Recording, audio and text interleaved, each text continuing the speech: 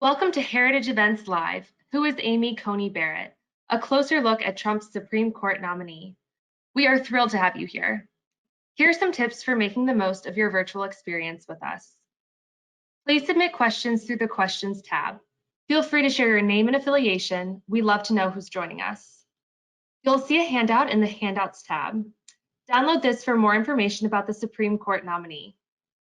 If there are any minor technical issues, we ask for your patience, as many of us are working from home using home internet. I now invite John Malcolm to turn on his webcam and take it away. We hope you enjoy the program. Well, welcome everybody, at least virtually, to the Heritage Foundation. I'm John Malcolm. I'm the Vice President of the Institute for Constitutional Government and Director of the Meese Center for Legal and Judicial Studies. As you just heard, I would invite you all to submit questions. Hopefully we'll get to many of them. This is the first of two programs that we are going to host about the nominee to the Supreme Court, Judge Amy Coney Barrett. The second program will be next Friday, and I hope that many of you will be able to join that as well. So since last Saturday, when President Trump nominated Judge Barrett to the Supreme Court, we've learned a lot about Judge Barrett's academic credentials. #1 in her class at Notre Dame Law School. She clerked for Judge Lawrence Silberman on the DC Circuit and Justice Antonin Scalia on the Supreme Court. She was a distinguished academic at her alma mater, Notre Dame Law School, and for the last 3 years, a judge on the Seventh Circuit Court of Appeals. We also know a bit about her faith and her family. Judge Barrett is Catholic. She and her husband, Jesse, who is also an attorney, have 7 children, including 1 with special needs and 2 who were adopted from Haiti. And we learned from Judge Barrett herself that her kids consider Jesse to be the better cook. But what is Judge Barrett like as a person? At Judge Barrett's Seventh Circuit investiture, her husband, Jesse, said, and I quote, "You can't outwork Amy, you can't outfriend Amy, and you can't outlove Amy." We have an excellent panel of people who know Judge Barrett well to tell us whether this is true.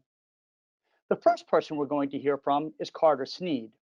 Professor Sneed teaches at Notre Dame Law School and has been a colleague of Judge Barrett's for over 10 years. A graduate of Georgetown Law School, he clerked for Judge Paul Kelly on the 10th Circuit. Professor Sneed is one of the world's leading experts on public bioethics, the governance of science, medicine, and biotechnology in the name of ethical goods. He's written more than 50 articles, book chapters, and essays, and his work has been featured in prominent law reviews and other scholarly journals. After Professor Sneed, we will hear from Laura Wolk. Laura has a particularly unique relationship to Judge Barrett as one of her former students. A 2016 graduate of Notre Dame Law School, she came to know then Professor Barrett as she navigated unprecedented challenges as a completely blind student. To say that she met those challenges would be an understatement. After graduating, Laura clerked for Judge Janice Rogers Brown on the DC Circuit, Judge Tom Hardiman on the 3rd Circuit, and Justice Clarence Thomas on the Supreme Court.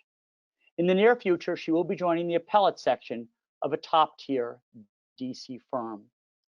Then we will hear from Lexi Baltus. Lexi has experienced Judge Barrett in 2 capacities, as both a student of hers and, in 2018, as a law clerk. Lexi is currently an associate at Consovoy McCarthy, where her practice focuses on both trial work and appellate litigation. In addition to clerking for Judge Barrett, Lexi clerked for Judge Raymond Grunder on the 8th Circuit, and in a couple of years, she will be clerking for Justice Brett Kavanaugh on the Supreme Court. And finally, we will hear from John Adams. John is an attorney at the firm of Eimer Stahl, where his practice focuses on appellate and complex litigation. John has an MBA and a JD degree from Northwestern. A decorated veteran, John was recently appointed by the Legal Services Corporation to serve on a national task force examining legal issues affecting our veterans.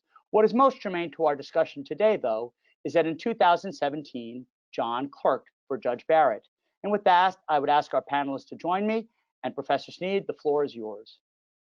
Thank you, John. Thank you, everyone, for the panelists. It's so great to see my 2 Notre Dame law alums on the panel. And John, it's nice to see you too. I'm sorry that you weren't a Notre Dame alum.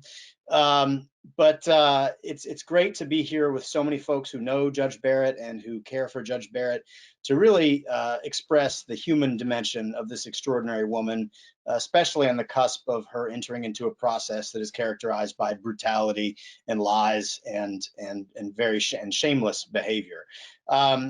Judge Barrett is an amazing human being. Jesse's words at her investiture are exactly right on the money. I mean, she's an extraordinarily hard worker, but at the same time, she is incandescently brilliant, a brilliance both as a scholar, as a teacher, recognized 3 times by the University of Notre Dame Law School students as Teacher of the Year, which I'm pretty sure is a record. Her mind has garnered the admiration of people across the ideological spectrum, but that's actually not the primary distinguishing characteristic of Judge Barrett. There are a lot of very, very smart people in the world and in the rarefied circles in which she travels.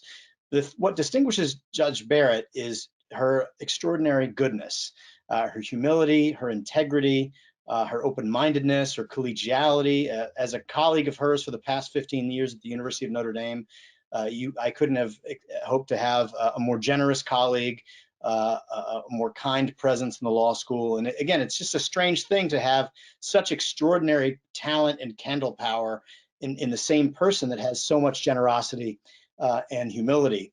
And now that she's entering into this next phase of her life, we at the law school are, we're sort of 2 minds. One, we are obviously delighted that she's been chosen by the president, because there's literally no one in America who's better suited to be on the U.S. Supreme Court than Judge Barrett. At the same time, we have some sadness at the prospect of losing her and her family to Washington, D.C.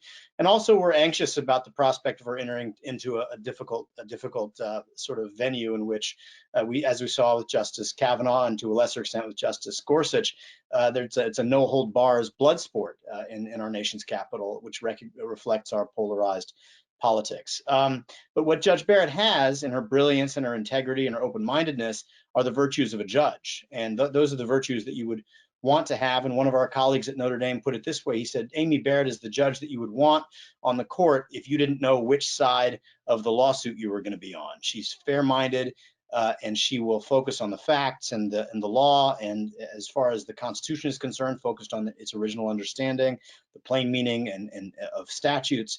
And we've been talking about this for ever since she was named last week, and what's surfaced, I think, is a basic disagreement, not about Judge Barrett so much, but about what a judge should be. And there's all kinds of speculation about what Judge Barrett believes about this or that, and her Catholic faith, and her politics, her ideology, her personal views. And all of that is irrelevant to the way Judge Barrett sees her role on the court. And those who raise those concerns are basically showing a misunderstanding of what Judge Barrett believes a judge is supposed to be. A judge is not a politician. A judge is not there to impose her views on the American people under the auspices of interpreting the law. And Judge Barrett understands that, and being one of the most disciplined people I've ever met, we can all be confident, as Harvard law professor and person who identifies as a liberal or progressive, Noah Feldman said, she will do her level best to get the right answer. And we can be highly confident of that. And those who fixate on these questions are either trying to score cheap political points or they just don't get what a judge is supposed to be. And with that, I'll turn the panel back to you, John, and we can hear from our other wonderful colleagues here. Laura, you're up. Great. Thank you so much for having me today. Professor Sneed stole many of my adjectives to describe Judge Barrett, because all of us have very much the same extremely high opinion of her. I was very privileged to have Judge Barrett for 2 classes at Notre Dame, once in my very first semester of law school and once in my 3rd year of law school. And actually, as it turned out, as a first year, you do not pick your classes and you do not pick your professors. And just by pure providence, I was assigned to Judge Barrett's civil procedure class in my first semester, and she actually was the professor who taught the very first session of a law school class that I ever attended, her Monday morning civil procedure class. And I just want to echo a lot of what Professor Sneed just said, in the sense that Judge Barrett set an extraordinarily high standard for me from what I was to expect from my other professors at Notre Dame. the second you walked into the class and then Professor Barrett began speaking, it became immediately obvious that this was a woman to be reckoned with. She is incredibly clear and intelligent, and her legal mind, even when she is the one who is teaching and lecturing, the prowess of her legal mind is on full display, and it is very apparent that she is just whip smart and has a top-notch intellect. But I want really to focus on one of the aspects of Professor Barrett that I think does speak most highly to her ability to function as a judge and as a justice. As Professor Sneed alluded to, there has been a lot of accusations and unjust insinuations that Judge Barrett will not be able to function as a justice because of her faith or because of certain beliefs she holds.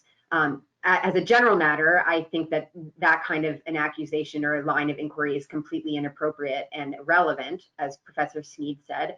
But I also can testify on a firsthand basis how untrue that is with respect to Judge Barrett. Judge Barrett had one unspoken rule in her class. She never said this to us outright, but it was evident. And that rule was, you better come to class prepared, and you better have good reasons to believe in the arguments that you're making.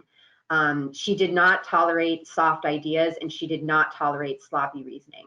And what she wanted and expected from all of her students is that they would develop whatever jurisprudence, whatever philosophy, whatever position they decided to espouse. You had to come to class with good reasons for that position and ready to debate with then Professor Barrett as she gave you the best counter arguments against your position.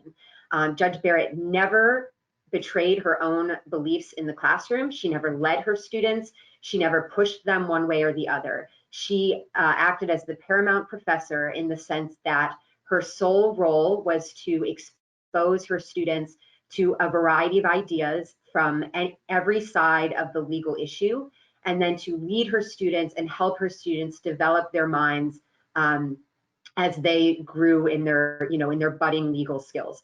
It's easy to say that in the abstract, and I think illustrating it with a concrete experience is helpful. I took an upper level seminar with Judge Barrett as a third year called Statutory Interpretation. And as that name implies, the point of the seminar was to explore different philosophies, including textualism, but other competing philosophies as well, that people argue are the best way to interpret a statute. And I also consider myself to be a textualist. And so one day in class, I proffered the idea that a dictionary definitions were a good way to ascertain the meaning of a statute and what the statute means.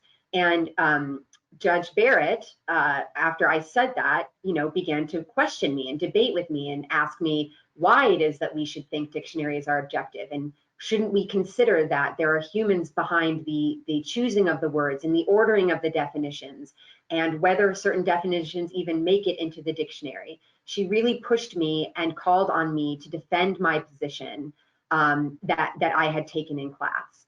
Now, contrast that with the experience of a good friend of mine, Allie Cox, who also took this seminar. And in that seminar, the same topic came up, and Allie voiced the opinion that maybe we shouldn't rely on dictionaries.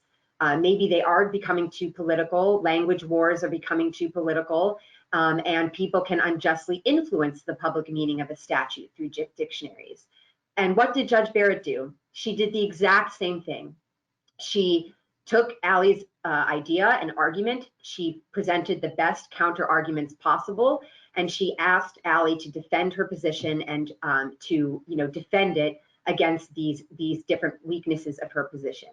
Now, I experienced this thousandfold in Professor Barrett's class, and what it says to me through my firsthand experience is that everything people have said about her is true. She is fair. She is unbiased. She is neutral. She is laser focused on the answer to the legal question.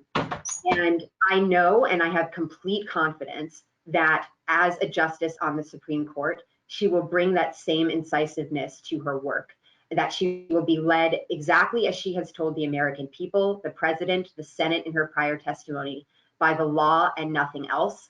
I have been the privileged recipient of her skills in that nature, and I know that the country will benefit from them as well.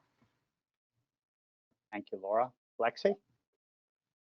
Yes, so thanks for having me. My story is in part similar to Laura's because I too was a student of Judge Barrett, and then I had the incredible good fortune to be able to come back to South Bend and clerk for her during the 2018-2019 term.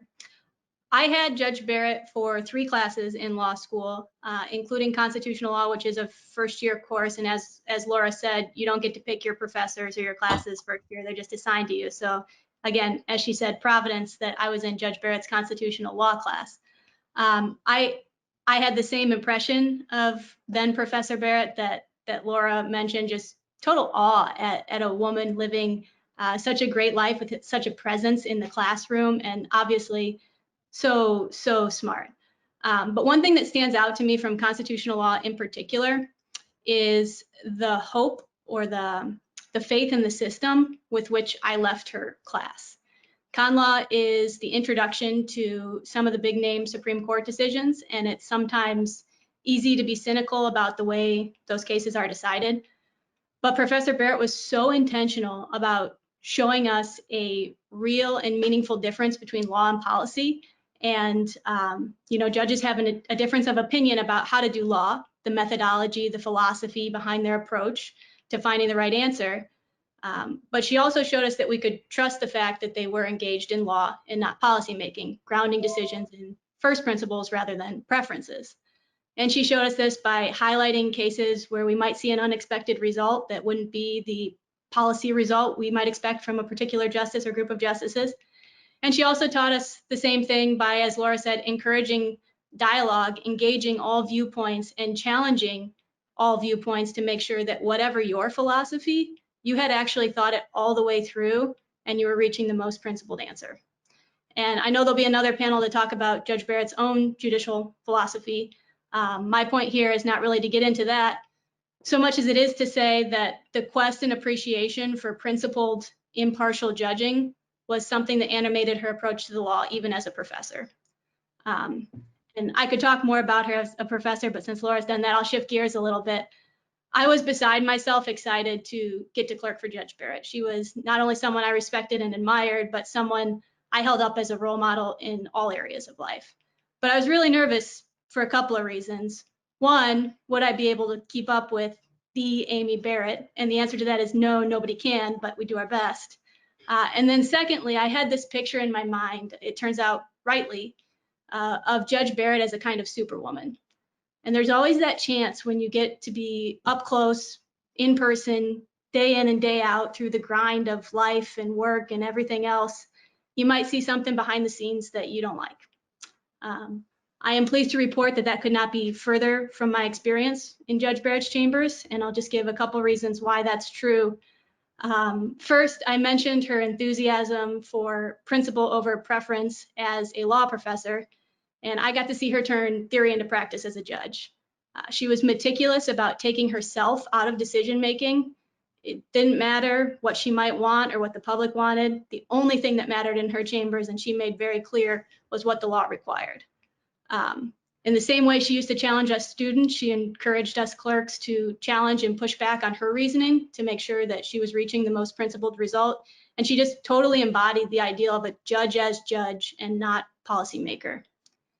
Second, and this is more of a multi-phase point, I was amazed that she never let the pace of her life affect the rigor or diligence with which she approached her job, or her relationships and interactions with people.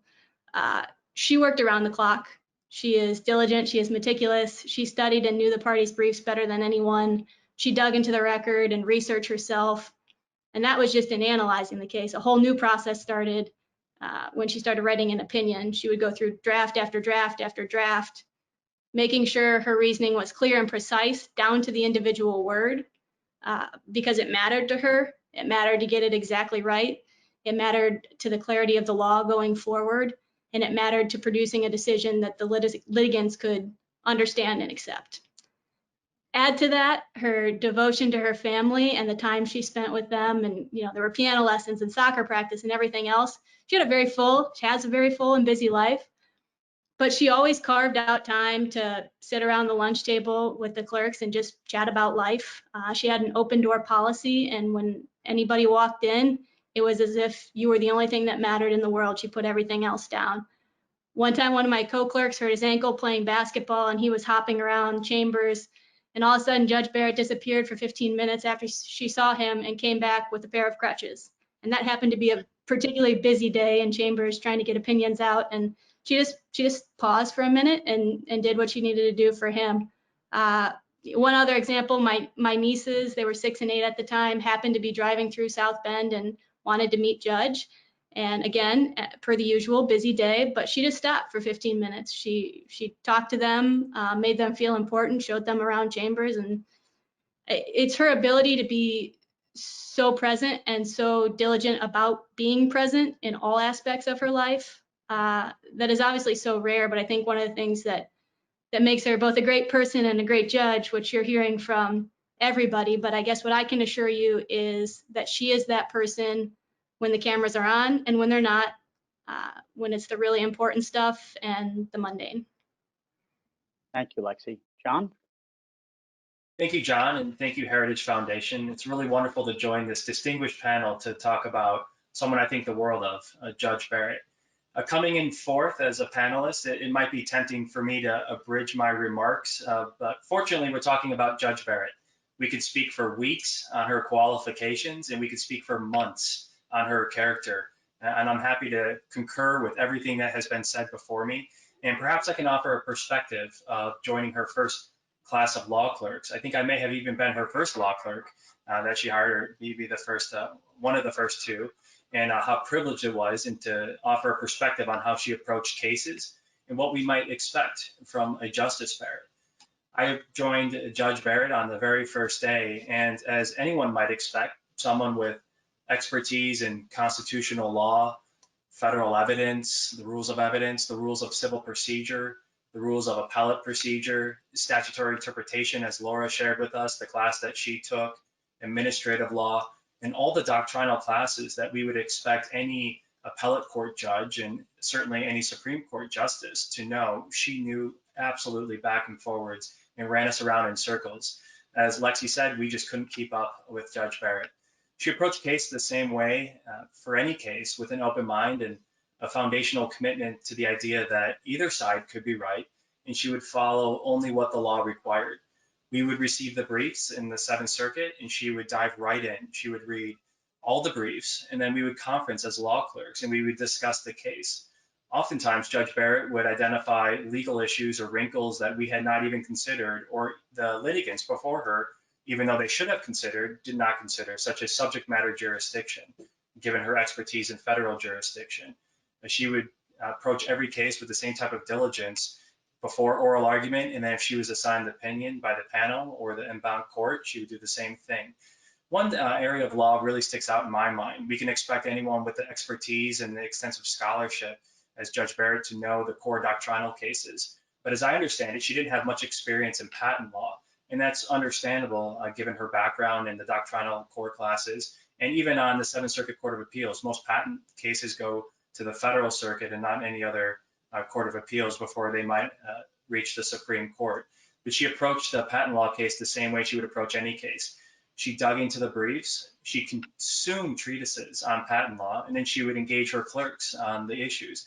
She would ask her clerks, what did you think about Chapter 2, Section 5 in this patent treatise, or Chapter 7, Section 10 in that treatise, as she continued to probe the legal questions before her. And then she would again consume the briefs. She would read the record. She would understand the facts. And in this particular instance, she did all of this before oral argument.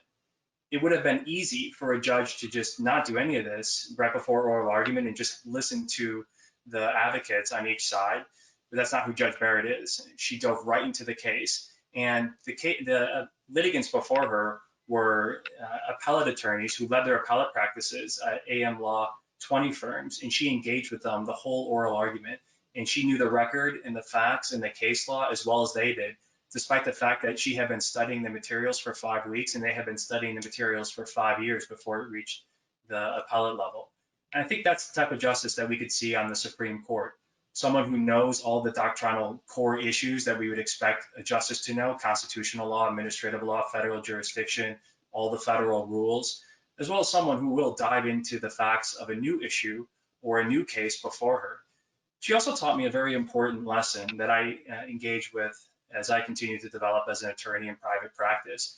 She said that she would put herself in the shoes of the party that she was ruling against and consider how would that person perceive her decision, her written word, her questions at oral argument, in a sense of decency, justice, and fairness that we would expect of any judge. And without fail, she consistently produced the type of results that the law required, but to do so with a sense of decency, that, as we heard from our other panelists, that would have every person before her say to themselves, they understood that she had done everything that she can to reach the right result, and they felt heard. I think that's very important for a judge. And I would also add that she has a wonderful sense of humor. Everything that the other panelists have said is absolutely true, and I don't think I could come up with many more adjectives than anybody else described. But she has a wonderful sense of humor that I really appreciated. And in my view, is a self-deprecating sense of humor. We would often joke about her being the only federal judge who would drive a minivan to and from work, and she would engage in that type of laughter. And that's something that's just totally warm to me and someone who I model my life after. Thank you, John. Carter, I know you need to leave. You need to leave soon. So let me pose the first question to you, and I just want to get your reaction to something. So a writer for Vanity Fair and New York Magazine recently tweeted the following: I guess one of the things I don't understand about Amy Coney Barrett is how a potential Supreme Court justice can also be a loving, present mom to 7 kids. Is this like the Kardashians stuffing nannies in the closet and pretending they've grown their own baths for their kids? And if there aren't enough hours in the day for her to work and mother those kids, when she portrays herself as a home-centered Catholic who puts family over career, isn't she telling a lie? You've known her for 15 years, and what's your reaction to that? My first reaction is to the question itself. I mean, what's behind that question is something that's so ugly and shameful that we should immediately recognize and condemn it. I mean, there's so many premises about what a woman should be, about what a mother should be, and simply without any evidence at all, with just simply throwing a brick in the direction of one's political opponent. And that is so characteristic of the ugliest parts of our politics right now that the person who wrote that should apologize. It's just an outrageous thing. As to the substance of the allegation, it's completely ridiculous. As you say, I've known Amy and Jesse Barrett for over 15 years. They have a beautiful family. Their family is their heart. It's the most important thing to them. Judge Barrett is very much a present mother. She is with those kids, going over their Latin homework, taking them to piano lessons, being a room mother in their class, in their schools. And every morning, just to give you a sense, and how does she do it? I don't know how she does it. She's an amazing human being. She's the most disciplined person I know. She gets up in the morning and goes to a CrossFit style gym here in South Bend that a lot of folks at Notre Dame like, and then gets home in time to climb up the very steep stairs of their old house to their son Benjamin's room. Benjamin, who is now in elementary school and not a small kid anymore, and she puts Benjamin on her back and carries Benjamin all the way down those steep stairs to have breakfast. That's their morning ritual. She is as a parent, she's an inspiration to me. And the idea that someone who doesn't know her and doesn't know anything about her would say such shameful things is just deeply offensive. But the truth is, Judge Barrett is a human being like you've never met in your life. And we're all blessed to have known her. And I can tell you from firsthand experience that she's an inspiring parent. And yes, she has one babysitter who she brought with her to her announcement ceremony and thanked openly. We all need help. We're a community of families and friends here in South Bend. But Amy and Jesse are unbelievable parents, and their children do come before anything else in their lives. Well, thank you, Carter. I appreciate that. Lexi, there have also been a lot of questions. Some of you addressed this a little bit about, how Judge Barrett's faith might affect her ability to serve as a judge. And, you and John have obviously witnessed this firsthand in terms of deciding cases. What's your reaction to these criticisms? Well, Judge Barrett is a person of faith. She's been open about that. And as one might hope, her faith is real and it's evident in her life, in the way she loves people, in her kindness, her compassion, her generosity, her patience, and even her work ethic and the enthusiasm with which she approaches her job. But when it comes to the actual substantive decision-making process, neither Judge Barrett's religious beliefs or any other belief she might hold factors in. She's committed to applying the law as it is written, and she follows the law wherever it leads, whether it's an outcome she likes or not, because that's what judges do. It's also worth noting, just inherent in that question, all judges have beliefs and convictions that they have to set aside to do their job. It isn't particular to people of faith. It's a little bit particularly troubling that people of faith are held out for a different kind of scrutiny in that respect, but all judges do this. As a judge, she takes an oath to the Constitution and commits to upholding the laws of the United States, and we can look at her record to see that she does in fact do that and will continue to do it on the Supreme Court. Thank you. Laura, I actually have a couple of questions for you. So one of them is, you wrote an article recently in which you're quite candid and said that when you were starting out in your law school career, and then again in your third year, that you were having problems because of your blindness, and that you reached out to Professor Barrett and that she was helpful to you. And I was wondering whether you could take a few moments and talk a little bit about that. Sure. So so the article you're referencing was published in First Things. It's called What I Learned from Amy Coney Barrett, if people are interested in looking that up. And basically, I described there two incidents. First, in my first semester, I came to the school and I use a lot of assistive technology to allow me to be successful and to play on a level playing field to my peers. And it just happened that I had done a lot of planning. As a person with a disability, you can really never be spontaneous about anything. You have to plan for lots of exigencies. And I had done a lot of planning to get the technology there on time. And, you know, best laid plans through a variety of circumstances, the technology was not there when I arrived. And then very unfortunately, my own personal computer broke very soon after I came to class. So I was 2 weeks in and really floundering because my computer, this is back in 2013. So for those who can get in the Wayback Machine, I know now everyone is very, very connected to their smart devices, but that was me a long time ago. It was my lifeline to everything, my textbooks, my notes, my ability to do my legal research, everything. And I went to Professor Barrett, and these sort of metaphysical things that we're all alluding to, like her presence, her deep honesty that is just apparent on the face of everything she says. Like they're hard to describe, but if you've ever known her or interacted with her, they're very transparent. And it was those things that I picked up on about her being in her classroom that led me to believe that I could depend on her and trust her. And I went to her and I disclosed, you know, the problems that I was having. And she told me, like, this is not your problem anymore. This is my problem, and I will take care of this for you. And the thing is that as a person with a disability, you hear that a lot. You hear a lot of people say, don't worry, you can rely on me. And unfortunately, a lot of the times that isn't actually the case. But when Professor Barrett, who had no reason to owe me anything, she didn't have any reason to look out for me, to advocate for me, to take a personal interest or use any of her time, as we know, is very, very short supply. But she did, and when she told me, I will take care of it. As someone who has experienced these types of barriers many, many times, I knew that it was a rare circumstance when I could rely on her. And I just want to emphasize that that's not a unique story. Like, my particular story has to do with the fact that I have a disability.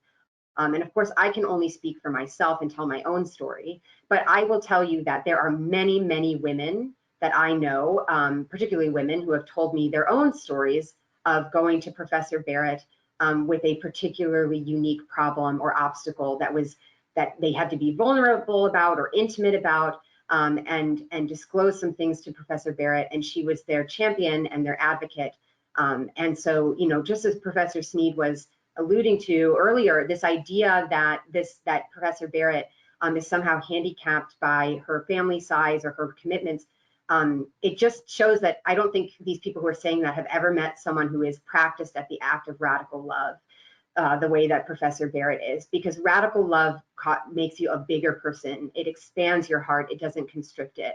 And it makes you more capable of serving others and loving others and being present to them, not less able to do those things. And so the point I wanted to make in my article is that I know that I received the benefit of Amy Coney Barrett's faith, because it is the thing that animates her when it comes to these situations. It is what calls her to do what is right and to see every human being that she speaks to as a person who is equal in dignity. And to have people suggest that actually it is a hindrance to her, not one of her most amazing gifts, is just it just shows that people don't know her at all. Thank you for that. Let me stick with you for this next question. In a few moments, by the way, I'll be turning to audience questions, so please keep them coming. And then, John, you can comment on this too if you want to. So questions have been raised about the Barrett's adoption of their two children from Haiti, their daughter Vivian and their son John Peters. An NYU professor has suggested that perhaps these adoptions were illegal because of problems with some adoptions from Haiti. And a professor at Boston University has suggested that perhaps the Barretts are white colonizers who are using their kids as props. And I wondered whether you had a reaction to that. Yeah, I think the reaction is very simple. That's actually a horrendously racist thing to say. To take one characteristic, the Barrett's race, to take another characteristic, the race of their children, and to de facto per se state that there is something racially insensitive or colonizing or racist about what this adoption means. I mean, there's just no other way to say it. It's a very racist accusation to make. It's an insult to all parents who have engaged in the generous, loving act of adopting a child of any kind. And it's just amazing to me that someone who, to my knowledge, I mean, he could correct me if I'm incorrect, has no personal knowledge of Judge Barrett, no personal knowledge of her relationship with her children whatsoever, would make such an outrageous suggestion. Fair enough. John, let me turn to you. You can give me a reaction to that as well, but I'd also like to hear your thoughts. So, Judge Barrett's about to undergo a grueling process. Her 2017 confirmation was not exactly a walk in the park, but how do you think she's going to hold up during this process? John, to your first question and the response, quite simply, Judge Barrett is better than any of those despicable comments, and she would never have to get into the gutter to respond to anything like that, and her example shows that. Secondly, Judge Barrett will handle these confirmation proceedings with the utmost grace and confidence. Laura spoke about the radical love that Judge Barrett has exhibited to everybody else, and Lexi has also spoken about how Judge Barrett has a unique way to be present in the moment, despite all of the other hats that she's wearing at any given point in time. If past is prologue, what we can expect to see is the same type of grace under fire and the patience and the absolute poise and fortitude that we saw at her 2017 confirmation hearings. She was able to handle unfair characterizations and attacks on her personal aspects of her life that have no bearing on what it's like to be a judge. And she will handle the same type of attacks and same type of pressure that she's going to be experiencing in the next few weeks with the same type of uncommon grace that she handles everything in her life with the utmost poise and fortitude and principled characters that she has. I don't know whether you have any, other personal stories that you would like to tell about Judge Barrett, things you saw her do with her family, or special things that she did with her law clerks that gave you some insight into her. But until we get some questions from the audience, I would invite you to offer whatever thoughts you have. John, as you might imagine, this whole process is quite surreal for me. Someone I think of in the highest regard and think the world of is going through this process. And to see the President of the United States nominate her to one of the highest positions in government, rightfully so, is an amazing moment for me, and it's caused me to reflect on who Judge Barrett is. And I've thought about that for the last week or two, and also reflect on my experience with her. And one image really stands out in my mind. I remember one night, Judge and I were working on an important opinion that she was going to release the very next day. And while she was diligently working on the opinion and crafting very eloquent prose and continuing to dive into the record and other cases, her daughter was playing at her feet and having such a wonderful time. And that image stands out in my mind as I think about who Judge Barrett is and the type of person that the President of the United States nominated to the United States Supreme Court. And it's a beautiful image to me, and it's someone that we should all be very proud of and happy for to take on such a tremendous accomplishment and responsibility as an Associate Justice. Lexi, Laura, anything to add? Yeah, I can share. I mean, another anecdote I think that really speaks to Judge Barrett's open-mindedness.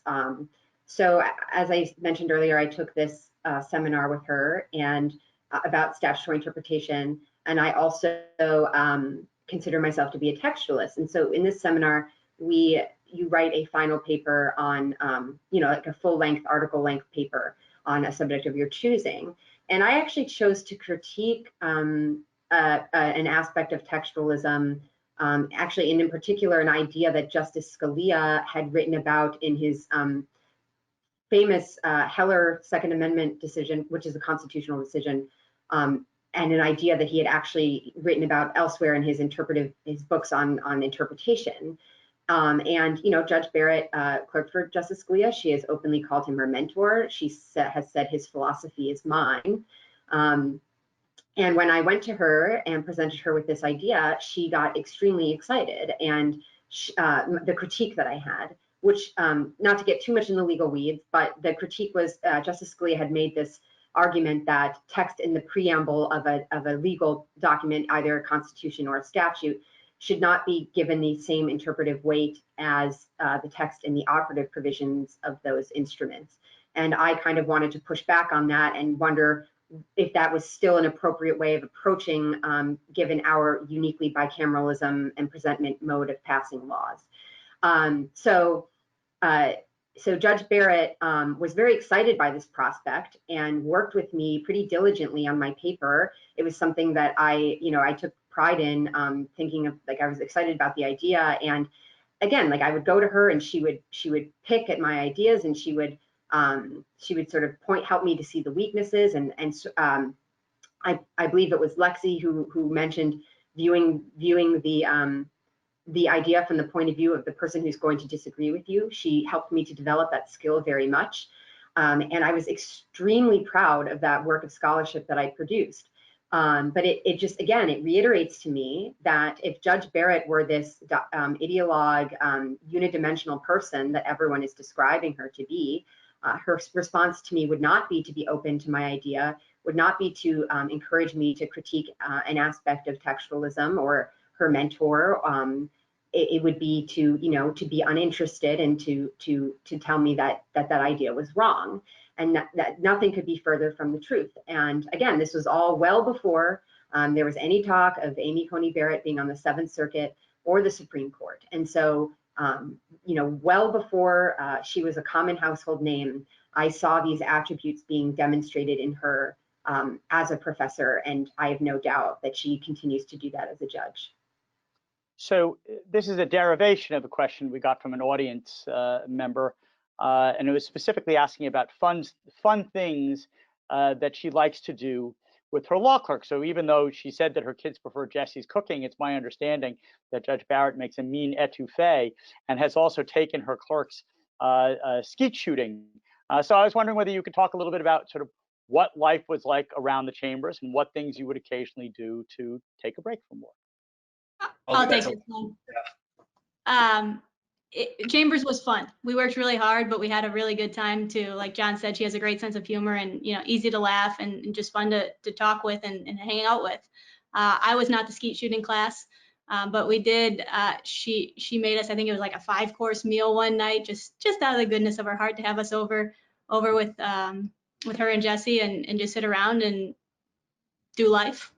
Yeah, she's a great cook. She had and a gracious host as well. She hosted us over one night towards the end of the spring. And consistent with a theme that we've identified, with everything going on in her life and all the different hats that she wears, mother of 7, wife, federal judge, law professor, community volunteer, and on and on and on, she still takes time to be a mentor towards us and have a good time doing it. Well, whether she's inviting us into her home or sharing a lunch with us a few times a week as we discuss the law, or we just discuss what's going on in our personal lives. And we have profound joy, or she has a sense of profound joyness when she does all of this. And it's just so amazing for us to see her balance all these competing interests while remaining gracious the whole time.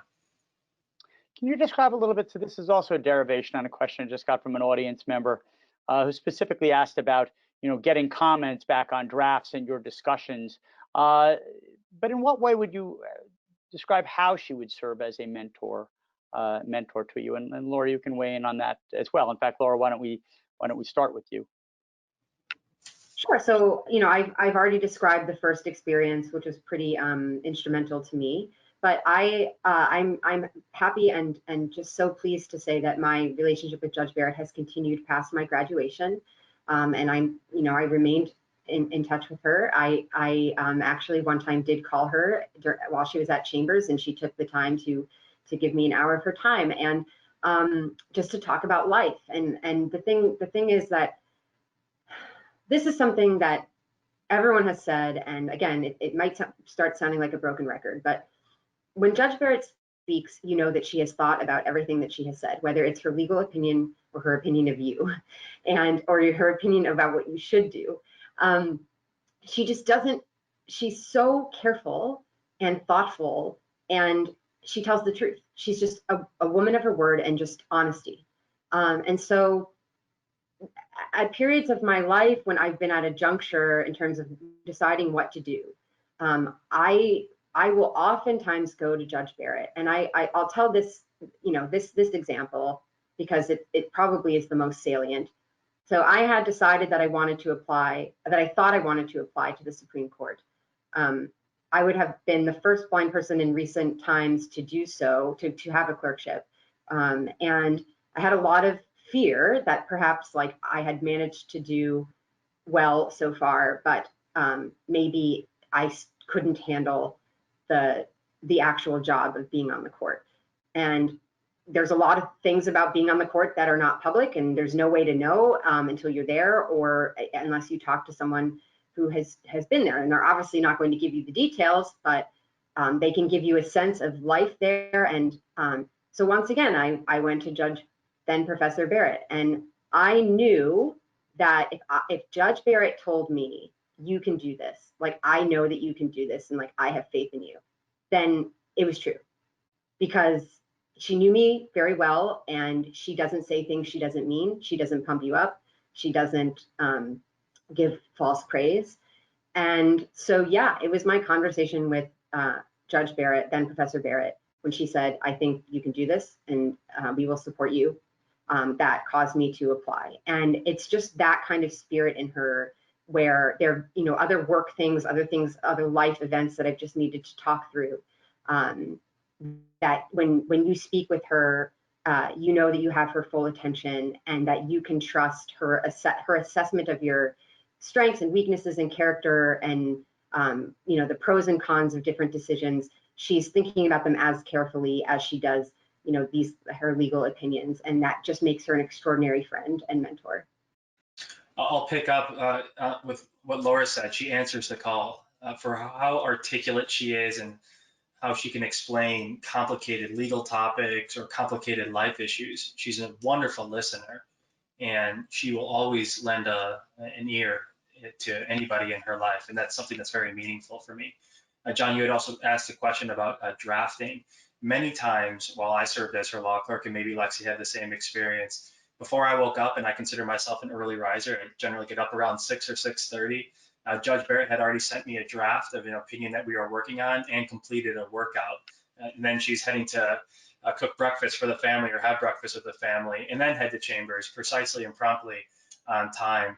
And the drafting was quite intimidating, to send written material to Judge Barrett and then to have her dissect it and analyze carefully and precisely every word and every sentence and think 15 years down the road how something could be construed or used in a way that wasn't what she intended or wasn't what the law required. And so when we go draft after draft after draft after draft after draft until she was finally satisfied, if she was ever satisfied with the opinion that she produced. And to have that back and forth with someone with such brilliance and precision is a lesson that I'll never forget. That's terrific. Anything to add, Lexi?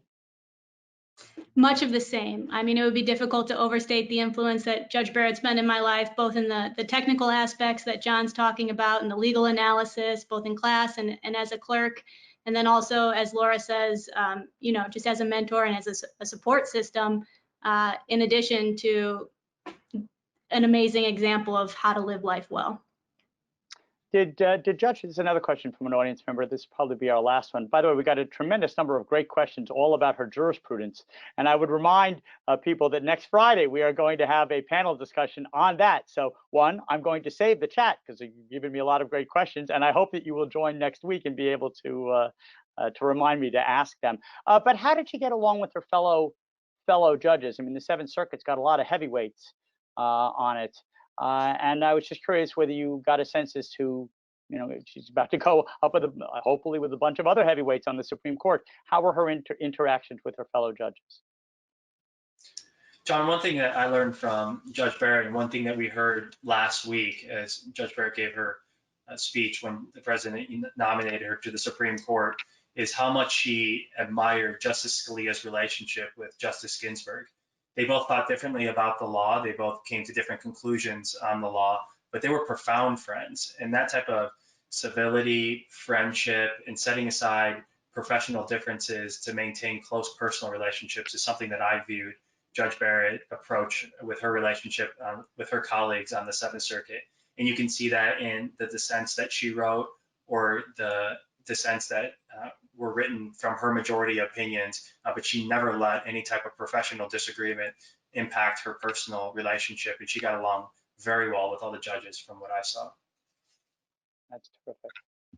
Well, thank you all. This has been a terrific hour. We very much appreciate your insights. You obviously had a remarkable experience spending time with a remarkable individual who may very well be on the Supreme Court in the near future. I'd like to thank our audience for attending, and I hope you all can join us next Friday. And with that, we are adjourned.